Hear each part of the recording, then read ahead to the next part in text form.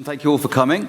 So first of all, I'll say a big thank you and welcome to everyone in the room at State of OpenCon. And the reason I specifically say State of OpenCon is that we're also live streaming directly to the AI native dev, and that's because we were planning about doing an AMA, and we were chatting with Amanda, and she kindly allowed us to do this in combination with State of OpenCon. So thank you very, very much to that. This will also be one of our podcast episodes next week on the AI native dev. So hello for people listening there, for people listening live, and also in the room. This is indeed an Ask Me Anything, so we will be having mics wandered around the room. It's very, very important for us, for this format to work, for everyone to ask the burning questions that are on your mind. We have an amazing panel here that can field those questions. I'll give a very, very brief intro to some of the topics that we're going to be talking about here. Then I'll ask each panelist to introduce themselves.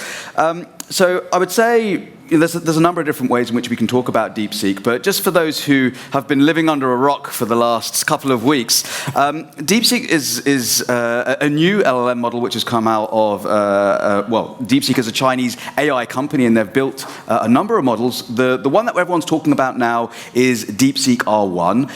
When it launched, just 10 days, I think you were saying, ago, 10 days ago, there really was a big splash in the market. We saw $5.6 million only spent on computing power for the base model, compared with what people are estimating around 100 million for OpenAI's O1 model. And yet the market shockwaves were pretty substantial. I've got some numbers here. The S&P 500 fell 1.4%, the NASDAQ dropped 2.3%, NVIDIA shares dropped 16% just by someone else's model coming out. NVIDIA, interestingly, were worth about $3.6 trillion. That went down to $2.9 million. So that's what? Trillion, sorry. Well, it wasn't that bad, was it? 700 million dropped in just a day or two. Incredible. The market has recovered somewhat, though, thankfully. But this obviously has had a big impact. So I'm going to ask some questions in a second, but please, Amanda, the one person on this panel who needs very little introduction, but why not? Why don't you introduce yourself to those on the stream as well? Okay. Good afternoon, everybody. I'm Amanda Brock. I'm CEO at Open UK, and we are the industry organisation for the business of open technology in the UK. So open source software, hardware, data, standards, and of course AI. And we've been hosting our annual conference, State of OpenCon, here in London for the last 2 days. We are now on the final hurdle. We're almost done. And we've had many hundred people come through the doors over the last couple of days and join us in big discussions about openness, but particularly openness in the context of AI. Amazing. And for those online who would be interested in learning more about that, where would they go? openuk.uk. I didn't buy the domain. Okay, no worries. Gaipo. I'm Gaipo Jarni, or Gaipo. I am the founder and CEO of Tessel, probably a bit better known for being the founder of Sneak before, which continues to do well, but I got drawn into the world of AI and am an addict and kind of back to entrepreneurship path on it. At Tessel, we're looking, as you may know, to really reimagine software development for the era of AI. And have always been sort of a long time open source kind of champion and passionate about doing that right, including in the world of AI. Wonderful. And finally, Richard. Hi, everyone. My name is Richard Sekambian. I always begin my introduction by saying that, like my last name is like Spanish man, so it means I'm a good person. My first name is, this is perfect because we're in UK now, it's like the scone, as in the cookie, so I'm a pretty good cookie. Maybe that's why I got invited to this panel. Yeah, so I've been working with Ant Group for like 4 years and a half. Actually built like the Ant Group open source program office, and have been working on open source since then. In my last life, before I joined Ant Group, I've been working at Microsoft and Square as a software engineer. So I've been on the technical side, and now I'm working on technical strategy aspect, reporting to the CTO office. Yeah, it's my first time in the UK, actually. Well, I didn't know that. Yeah, I didn't tell you. Thank you for coming. But I mean, like, it has been a pretty long stretch flight, and I flew from Hangzhou, I think that's maybe one of the reasons, another reason why I got invited to this panel, because DeepSeek, they're based in Hangzhou. But Amanda, truth being told, They are, and Yeah. so their terms and conditions all go back to Hangzhou. We'll talk about that later, I'm sure. yeah, but there are 11 million of people in Hangzhou, so Okay. yeah, not everyone is well connected. But very glad to be here. Thank you. Has it rained yet since you've been here? Yeah. It has, amazing. And have you eaten Indian food, our national dish? No, actually, I'm pretty under the weather today. I just kind of yeah, showed it's exhausted. Oh, yeah. Got Well, that'll definitely wake you up. That's That'll be also part of the British experience. The full British experience, yeah, absolutely. Amazing. So feel free to put your hands up when you have questions, and we'll have mics that are dropping around. I'll kick off just quickly before we jump to that first question. And this is just to mention again some of the things that we brought up earlier and that Gaipo was talking about. How open is DeepSeek R1? Yeah. So should I kind of kick us off? DeepSeek R1 and V3 before it are open weights models, which implies they are usable, like they're weights you can download them, you can use them just like Llama or some Mistral's models, etc. How open is an open weights model is an interesting question. I've got a bit of a beef. I mentioned it in an earlier session with the term open for it. I think of it a lot more like freeware. It is free to download. You can further tune it post. You can self-host it. You can do a lot of that stuff. But is it open? Not so much. What is open is the weights, the sort of the output of the training data, and so that we can use that, we can continue from it. But a lot of the makings of an open weights model, and that's true for DeepSeek as well, are not open. The source code to create it is not open. The data that was fed into it is not open, and the whole training process of taking that data with that source code through an iterative process to get it into those weights is not open. That is not unusual for open weights model. That's also true for Llama. It's also true for, again, most open weights models. But it is still not open per se. You know, if DeepSeek or the Chinese government, whoever, have legitimately chosen not to do the next version, the community cannot fork it and continue and evolve from here, nor can people contribute to it. And of course, there's a transparency aspect. So there is a gap here. It's not unique to DeepSeek, but just because of the geopolitical nature of DeepSeek being developed in China versus in the US, it comes up a bit more about the lack of, we don't know what's behind the curtain, and sort of probably has surfaced as more of a conversation. Is it all right to jump in? Sure. Yeah, so from a legal perspective, I was talking earlier about open source, and one of the real challenges we have is all of these words that we're all using. And we're using words to describe things, and we're describing things that are very new. And we're using words that we all have different meanings that we ascribe to. So when we talk about open source, we can look at a legal definition, but you also have your experience. So if you've come to open source in the software context and you've come to it from a sort of community perspective, you think of it as a community collaborative thing. If you've come to it from a business collaboration, so we all have different lenses that we already look at open source from. And when we look at DeepSeek, so DeepSeek is more open source to me as a nuanced lawyer than Llama. And the reason is that DeepSeek, what it has released, is released and shared on an MIT license, which is an approved open source license, complies with the open source definition, and it meets the standard that anyone can use for any purpose what has been released, right? So the question then, as Guy's pointing out, is which bits have been released. Llama's different because Llama's not on an approved license. It doesn't meet the open source definition. And the main reason for that is there's an acceptable use policy, but actually there's a requirement that if you hit 700 million users of Llama, that you'll go and get a commercial license from Meta. And that introduces a friction that means that two things.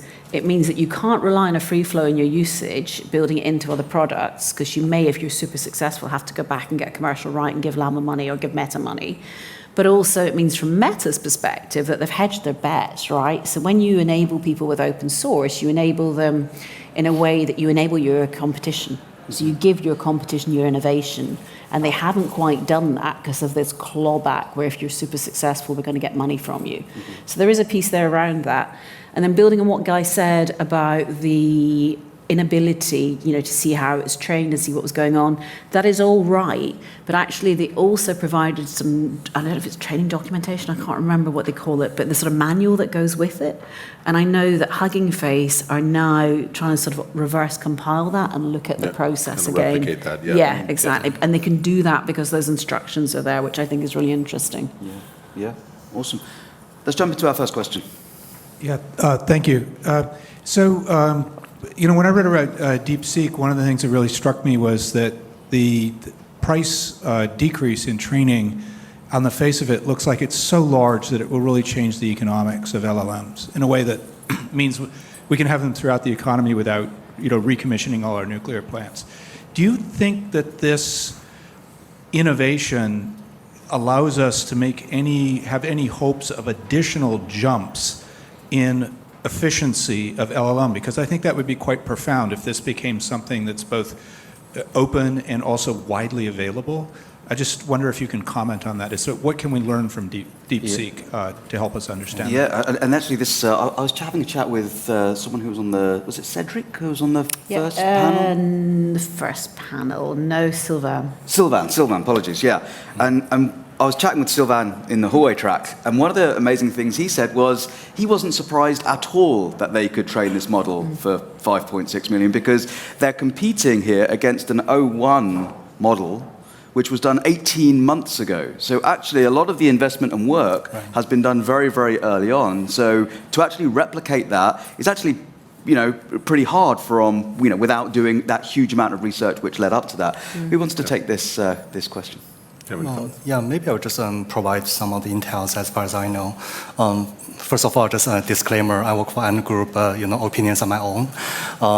In fact, when we talk about DeepSeek was only getting so popular in the past 10 days, but in reality, back in those days, actually worth mentioning, their technical report for R1 is very open. And it's not the first time they did it. Because if you rewind everything back into the May 2024, they actually posed this V2 model with a pretty nice paper indicating a lot of optimizations they did there. And there has been a lot of adoptions within China for the V2 models and the optimization methodologies by a lot of these AI companies. So back to that question, I would say I'm definitely imagining, the cost of training will essentially cause two things to happen. One, there has been intrinsic fear from many of the companies that they can no longer play the training game.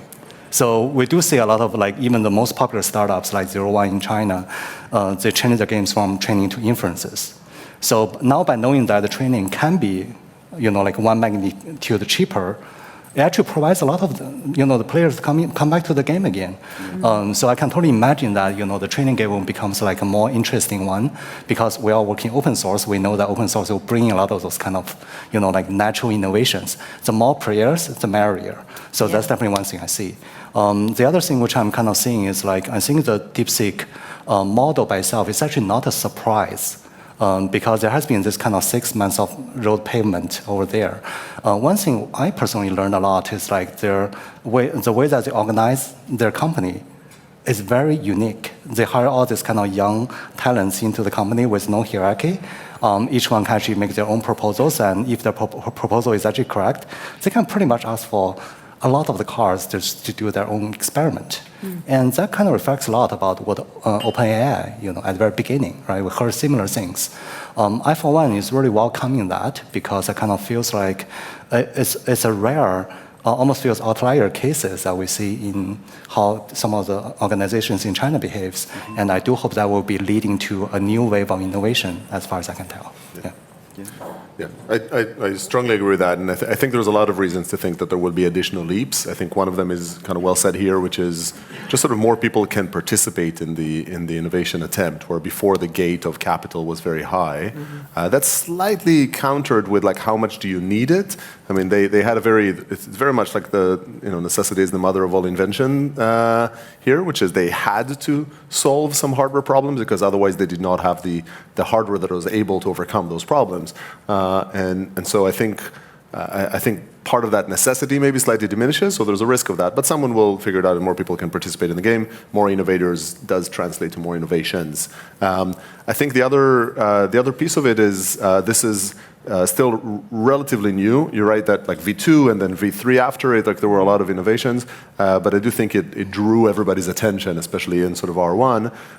And there's probably a wave of subsequent optimizations to this technique, whether it's from other smart people that now build on top of it, or from dedicated hardware that actually does optimize for these specific use cases that have been done, versus for the between in-chip or counter like cross-chip memory utilization that's been done before. So I think there's a lot of optimization there.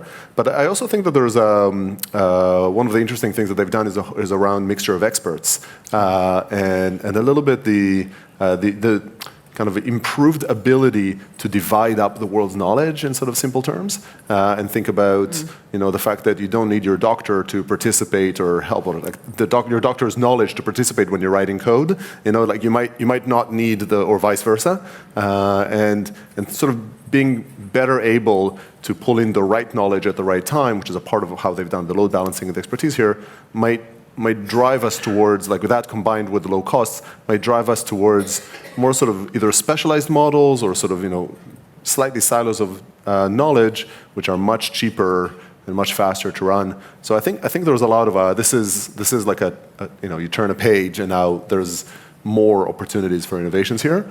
It might take a while until someone like literally turns another page and there's like another 10x improvement. But I think there's a journey towards 10x is all but guaranteed. Can I add, just on a more sort of business and commercial level and on an innovation level, I think this is a super important piece. However we're going to define any of these words about openness, what fundamentally we're seeing happen here is that it was trained on existing models that had a level of openness about them. Whether it's full open source, whether it's open innovation, open access, whatever it is. And what that does is it allows others to come and use that innovation and innovate themselves. And it's that old open source phrase about standing on the shoulders of giants and iterating and evolving the innovation. And I think that's absolutely critical to everything that you're all talking about. And I think it's critical to the success that we've seen. Yeah. But does that lead us into a place whereby companies are more likely to hide their models or hide their core models such that others can't replicate the success of others, like DeepSeek here? I've heard rumors, I'm not going to substantiate them, but I've heard some people believe that there are companies that are hiding V5 models right now that they're building other models on, but they're hiding that almost like as their their gold mine that they don't want to expose because others might be able to do that.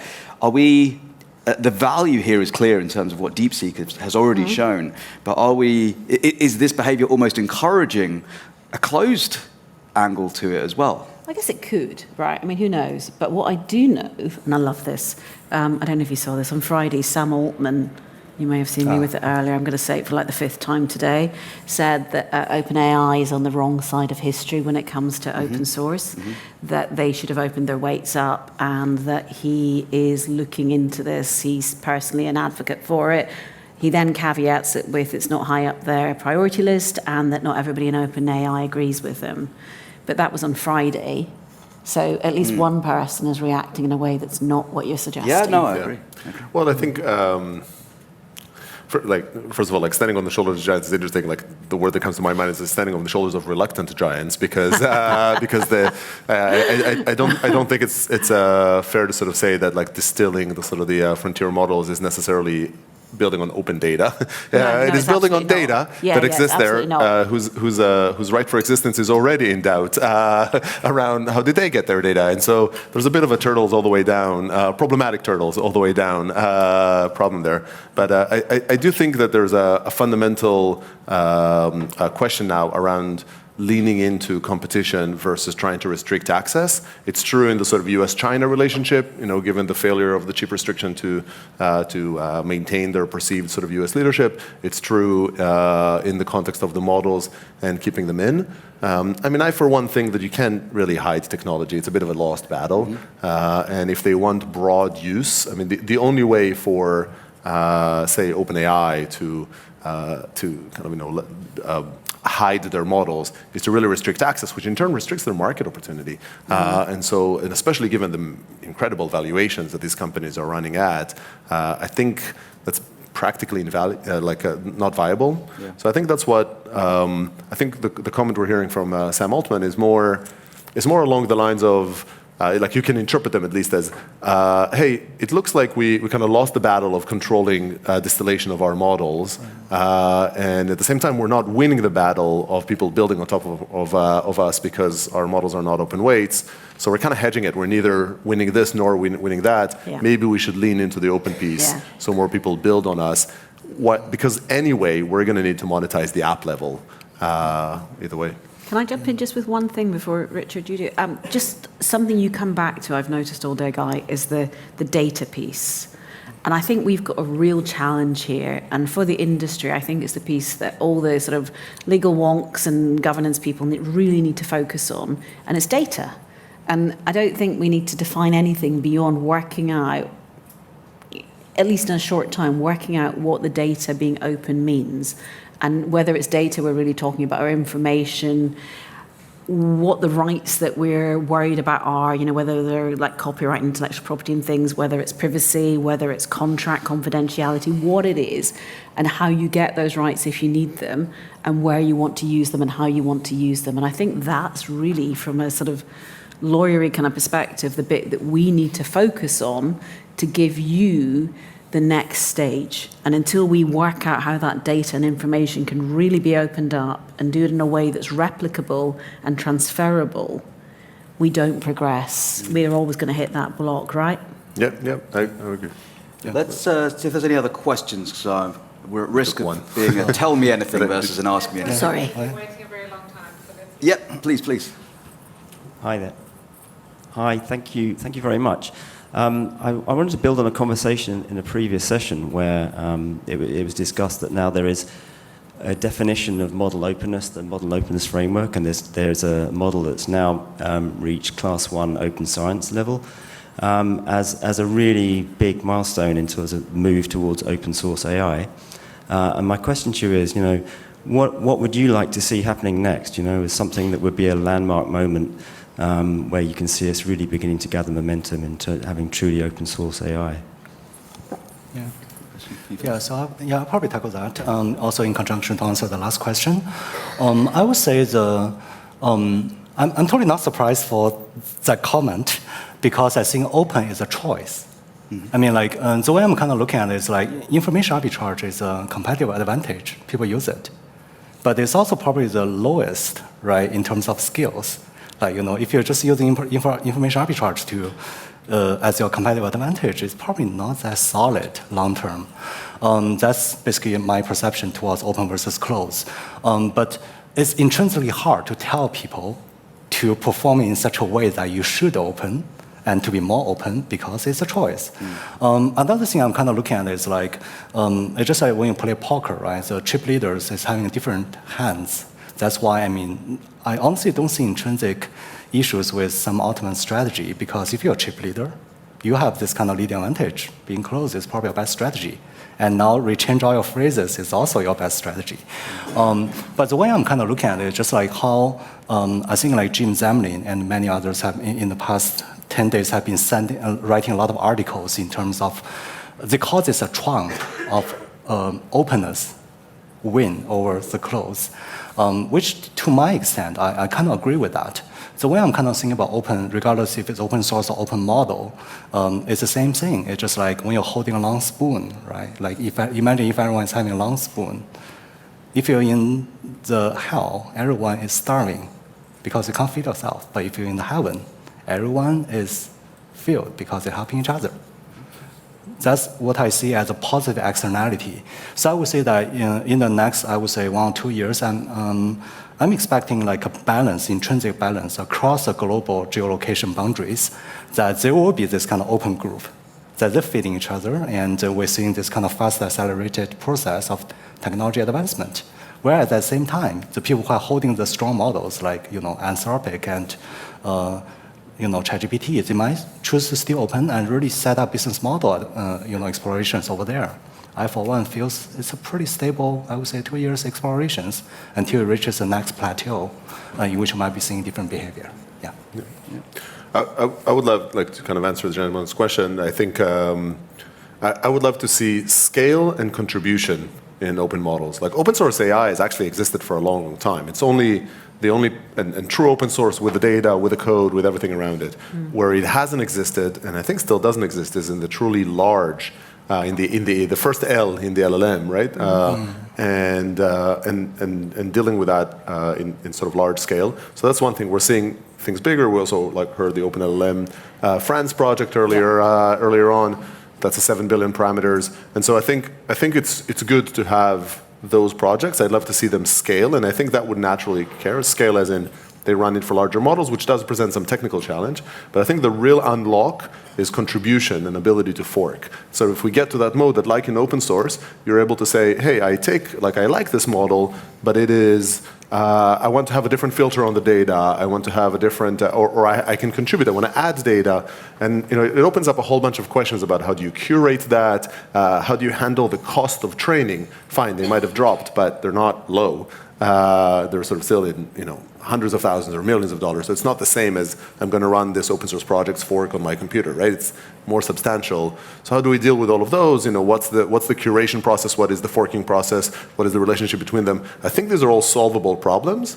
And I guess what I would hope to see is an entity, and again, easiest to imagine like some Linux Foundation. And that's ideally that it's not national, although this has very much become a national conversations. But ideally like a Linux Foundation style sort of global consortium with industry type entity that tries to really kind of lead foundation. And I think if you tap into that, if you tap into the power of community contributions and things like that, you can beat any of the others, and it can actually become foundations where a bunch of these become these Kubernetes. We talked, one of the panels here was like, can there be a Kubernetes moment for AI? I think this type of thing can be the foundation on top of which a lot of products are built. So. Can I just, very quickly, because we do want to ask more questions, I think you're absolutely right, and I think forking, just that ability to keep the leadership in check, to bring a community together and to go in different directions, I think that's something that if we got to that point, it shifts everything. And I totally agree with you about this collaborative idea, this foundation for AI that allows everybody to collaborate and move forward. I think that's absolutely critical. Another question just here. Not a tech question, but a legally question. So reading the mainstream press, they seem to say that DeepSeek took OpenAI's IP. I presume that's what that means, is that there's been some sort of model extraction attack and they've extracted the weights. A, did I understand that correctly? Seems not. And B, if I did understand it correctly, how was this model sort of produced seemingly out of nowhere? What was the training data, et cetera, et cetera? I can take a kind of a first crack here in doing it. So the process of using another model to create your new model is a legit process called distillation. And in fact, as Simon alluded to before, it was kind of one of the perks that you got from having a frontier model. You'd build 4.0, and then you would use that to distill 4.0 mini out of that, right? And it was one of the perks, one of the things you got in return doing it. What's been happening as these products became prevalent is people using other people's models for distillation with more or less permissions, from those entities. And I think the primary kind of claim here is that there's been heavy distillation. I don't think, or at least I haven't heard any kind of indication that there was, breaking in and stealing of the weights of OpenAI, but OpenAI has a general, widely used sort of self-serve API to access. So it's not that sophisticated. You don't need to be that sophisticated to sort of leverage some basic bot network to be able to effectively run a large volume of queries on top of that. And you might have dropped a few $1 million in OpenAI's lap in the process. They're probably not counted in that 5.6 million,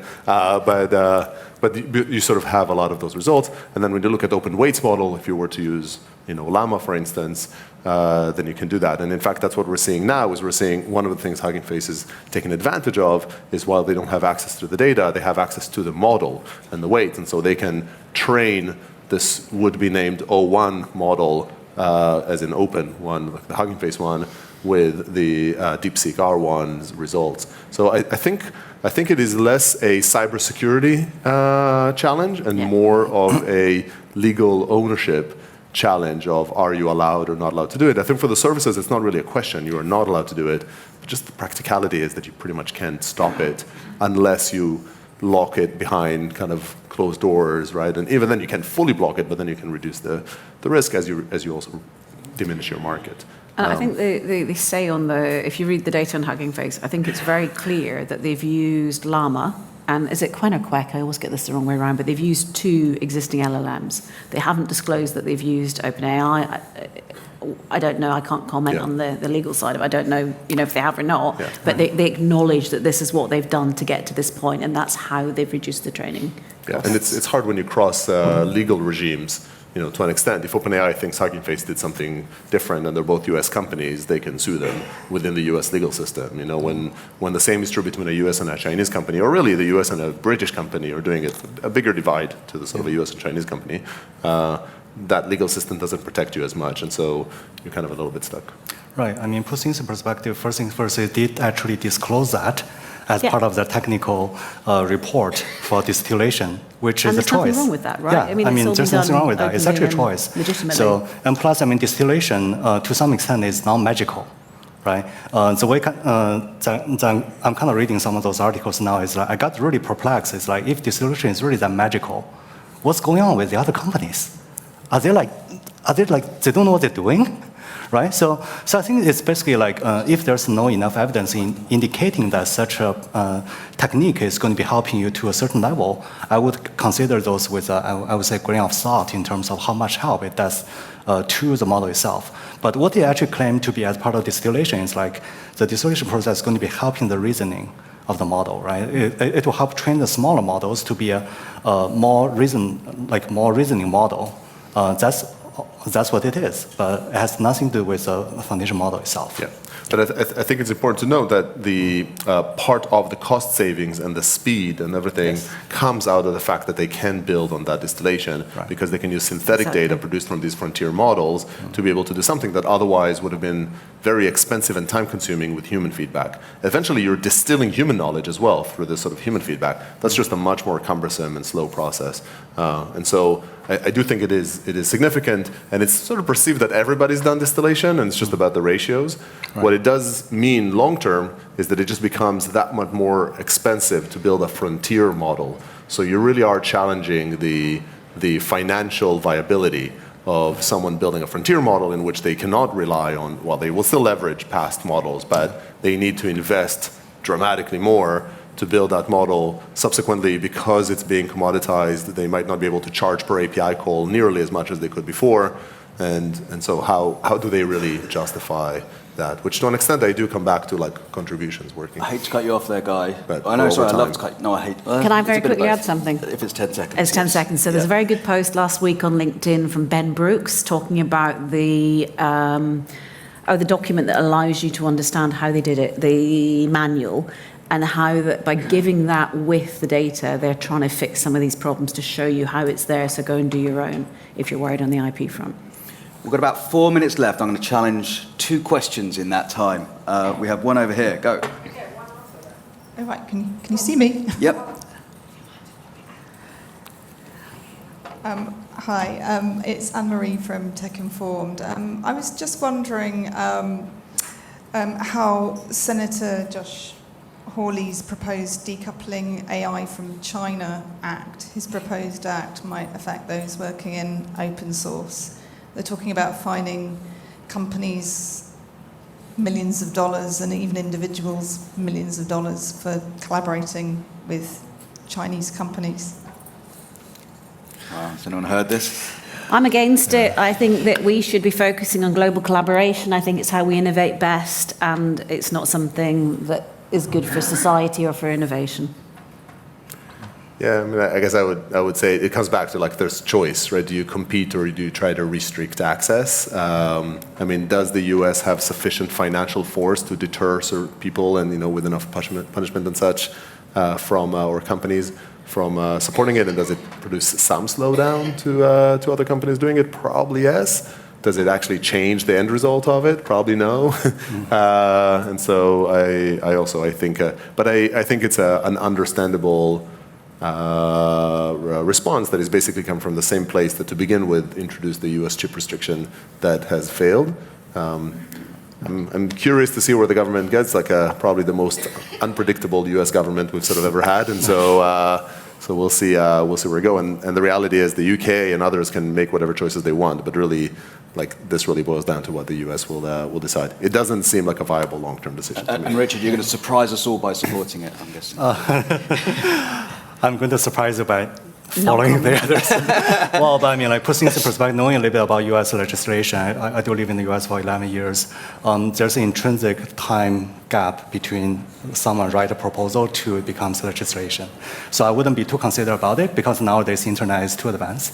That, you know, like when people write something, it becomes just way too obvious. And I can understand why, you know, like people can be like very concerned about it, because in regarding to, but after all, it's only like one senator writing a proposal at a very early stage.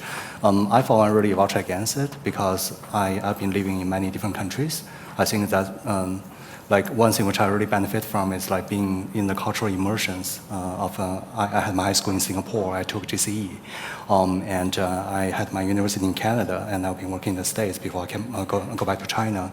I kind of feel a lot of those cultural immersions will actually make me a better and well-known person. I can't tell I'm smarter, but most of the time I'm actually consider, as far as all of these kind of like dimensions or factors are considering, I definitely feel that those cultural immersions will help me and make me a well-rounded person, so that we can actually sit together and talk about all of that. Yeah. All right, wonderful. Well, we're out of time, unfortunately. I know there are many other questions, so why don't we, if you're in the room, let's take it into the hallway track. If you're online, reach out podcast@tessel.io for questions from the podcast, or join us on the Discord, the AI Native Dev Discord. So let's continue the conversation, because these are really important conversations to have and really important to ask these questions and get these answers. A big thank you to Richard, Amanda, and Gaipo, and thanks all for your contributions.